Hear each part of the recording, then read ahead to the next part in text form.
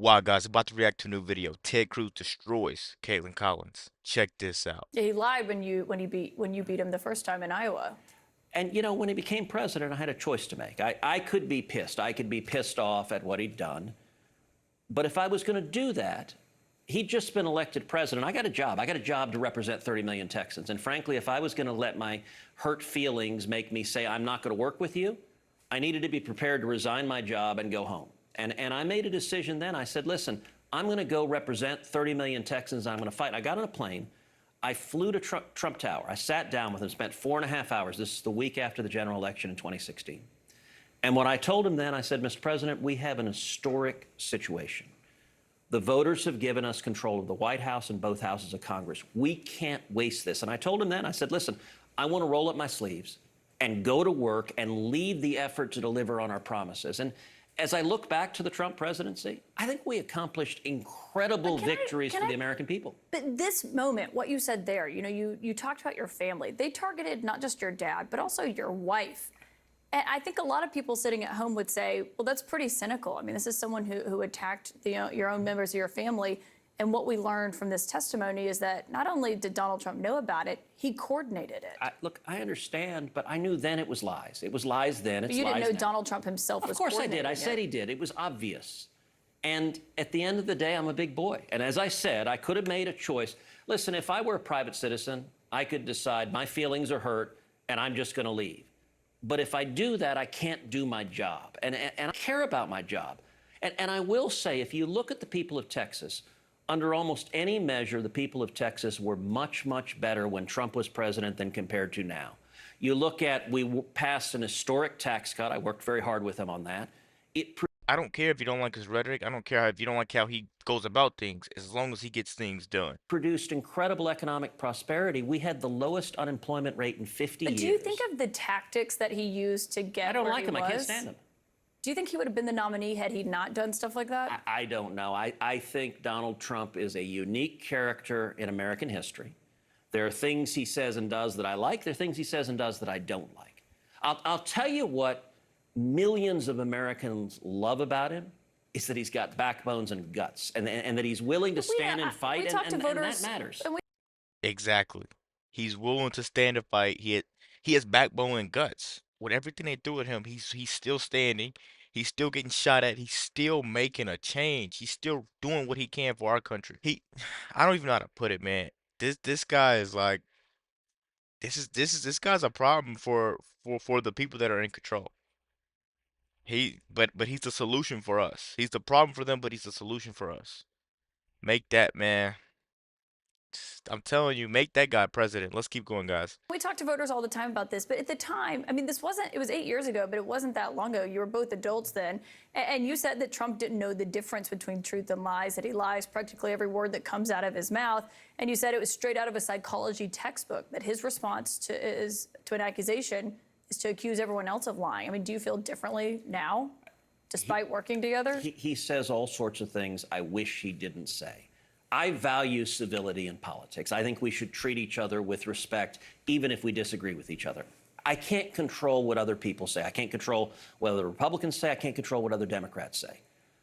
I can say that the people of Texas were a lot better when the border was secure. And under Donald Trump, we had the most secure border, the lowest rate of illegal immigration in 45 years, than they are right now with an invasion at our southern border. We talked about immigration last night. We had Senator James Lankford on the program. Obviously, crafted the bill that Trump sank that would have helped with a lot of those problems, according to James Lankford. So it wouldn't. It was a terrible bill. Well, James Lankford disagreed. We talked about that criticism. Well, he's going to vote no on it tomorrow. On Nikki Haley and what you heard from her. Yeah, we talked about that.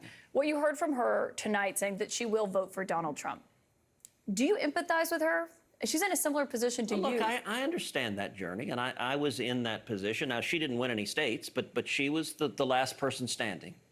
I understand, and she was in a hard-fought primary. I have been in that spot, and it took some time for me to decide what to do, and I did not initially endorse Donald Trump.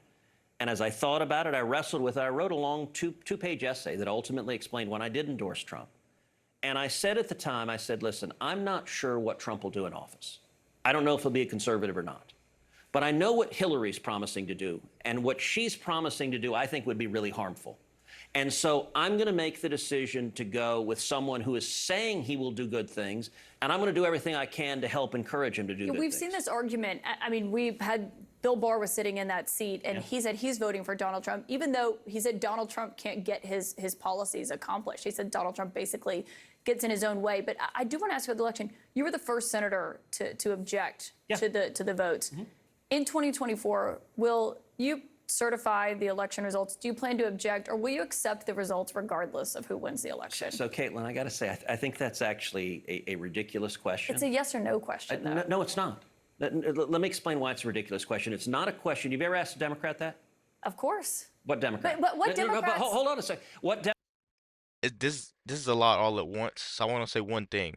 She just tried to sit there and say they asked the voters, the Democrat voters, all types of questions, and they have all positive things to say and a bunch of negative stuff to say about Trump. That makes no sense because if you go look at the Benny Johnson's new video, they're on there asking people in Chicago, where Barack Obama claims he's from, how they feel about Trump, and everybody's saying that they're voting for Trump. This is the type of stuff the media doesn't want to show you. They don't want to show you because it shines a bright light on him, and it kind of makes the guy that they're pushing so much look bad. That's honestly what they're trying to do nowadays, and it's just so sad how all this stuff is going on, but the people that want to keep voting Democrat don't see it. I can't say too much about it because I used to be a little blinded by it too, but man, after I start doing some digging and start finding out who these people really are and what they really want to push and how they're trying to take advantage of kids, man, it's become way easier to see it. But I want to try to spread the truth as much as possible with what's going on. So let's keep going, guys. Democrats challenge it. What Democrats? I know. I've been down this road many times. But no Democrat. You cannot compare the two situations. We have talked about that. We've seen the audio of that when they protested on the Senate floor. Hold on a second. But has you ever had a sitting president who refused to facilitate the peaceful transition of power, refused to acknowledge that his successor won the presidency? So, A, we did have a peaceful transfer of power. I was there on January 20th. I was there on the swearing in. Barely. B, if you look at in 2000, Democrats went to the Senate, or 2001, Democrats went to the Senate floor and objected to George W. Bush. In 2004, they went and objected. And what did the president do? In 2016, Democrats went and objected to Donald Trump. And so... Look, and what happened in 2016? Because I remember a guy named Joe Biden was vice president, and he went to the Senate floor and certified the votes. So do you want... Am I wrong? So you're asking, will you promise no matter what to agree an election is illegitimate regardless of what happens? And that would be an absurd thing to claim. Like, we have an entire election law system that people challenge elections. Elections get overturned. Voter fraud gets proven. That happens all the time. And the media engages in this weird game post-Donald Trump that you insist no voter fraud has ever existed. Why does every state have laws in place to challenge voter fraud if it occurs? The media Why do you have election challenges? This isn't a game. There was no widespread voter fraud. You only ask Republicans that. Because it was Republicans who tried to block the transition of power. You have to acknowledge that. So we've never seen it on a scale of what happened in 2020, and we've never seen the president refuse. He wouldn't even let Joe Biden get classified briefings at the beginning. I recall that. So my question for you again, free and fair election, will you accept the results regardless of who wins? Look, if the Democrats win, I will. I'm not gonna lie, man. It's gonna be really hard for me to accept the results this year with everything we've been through. If you guys really go out and you vote blue after these tough times we just lived in, man, I don't know how much of this I could take. Honestly, I don't know how you could just be so oblivious to what's going on. Like, voting blue will be the biggest mistake that you could make, I think, this year in your lifetime. Cause man, we're not gonna see changes. They haven't changed anything any of the times they've been elected. They've only caused harm to this country. Let's finish this video off, guys. I'm gonna tap back in at the end of this. Let's keep going. Accept the result, but I'm not going to ignore fraud, but regardless was there fraud of what in 2020? Of course there was fraud in No, 2020. there wasn't, and you still objected.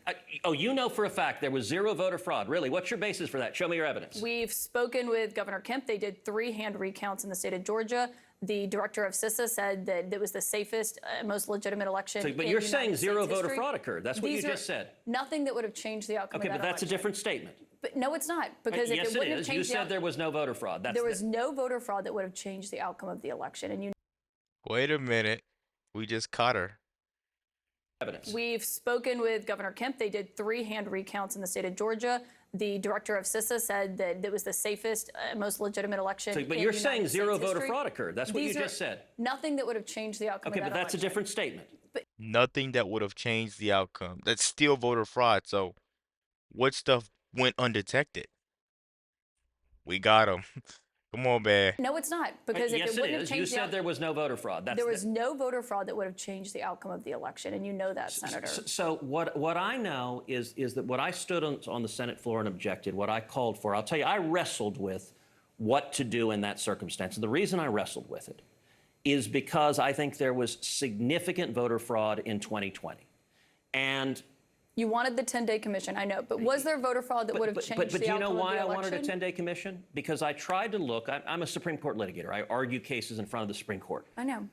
I tried to look through history and precedent, and the best precedent I could find was the election of 1876. 1876 was between Rutherford B. Hayes and Samuel Tilden. And what happened there were serious allegations of voter fraud, and Congress didn't throw its hands up and say, you know what? CNN demanded that I accept the results no matter what, so ignore the fraud. I got to go.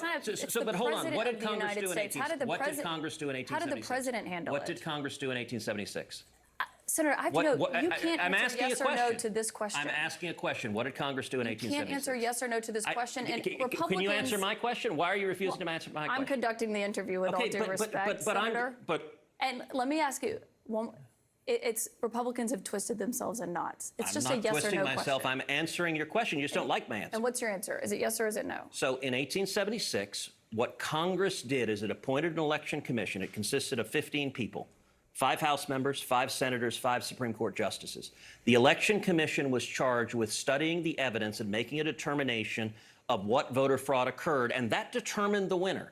And what I called for in 2020 was to do the same thing, appoint an election commission, and 11 senators joined me. Senator, with all due respect, after it had been thrown out of many courts, after the Attorney General Bill Barr, because there was no basis for those court cases. No, so that's actually Senator, not. With all due respect, you asked me a question. Do you want me to answer it? And you didn't answer the question. Yes, I did. Dozens of court cases were thrown out. Hold on a The Attorney second. General said there was no widespread fraud. You're not clearly answering the question. I want to thank you for that. What question am I not? I'm answering every question. I think the country would have been a lot better off with a determination of what evidence of voter fraud there was that occurred, and instead the media didn't want to hear it and insists voter fraud never occurs. You ought to go back and look at the Carter-Baker Commission. It was the Attorney General, and my question was about it was the media. It was CNN that relentlessly pushed that propaganda. And by the way, never propaganda? That there was no widespread fraud in the election? That voter fraud doesn't exist, and anyone who says it does is wearing a tinfoil hat. That is propaganda. And by the way, you never asked Hillary Clinton this. You never asked Stacey Abrams this. You never asked Al Gore this. With all due respect, and every Senator, one of them said the Republicans who won were illegitimate. I haven't had any of them on my show. We'll talk to them, but I don't remember there being a president who was refusing to turn over the transition of power and facilitate in it. And Trump didn't either. Joe Biden became president. My question was about 2024. You did not answer it. Let me say a final Senator point Ted for you. Cruz, You we're said out of they time. haven't come. Thank you very much, My Senator opponent, Ted Colin Cruz. Allred, hasn't either. He ought to come to your show. Senator Ted Cruz, no answer to that question. Thank you very much. You know, guys, that interview kind of started off fine and okay, like it was watchable. But then she said, I'm conducting the interview. That's when it, turned into a debate and it became not watchable. I don't understand how she's trying to take up for these people that keep trying to steal elections from Trump. Let me know what you guys think about this quick video. Be sure to like, comment, subscribe if you're new. And as always, let me know what to react to. We're out.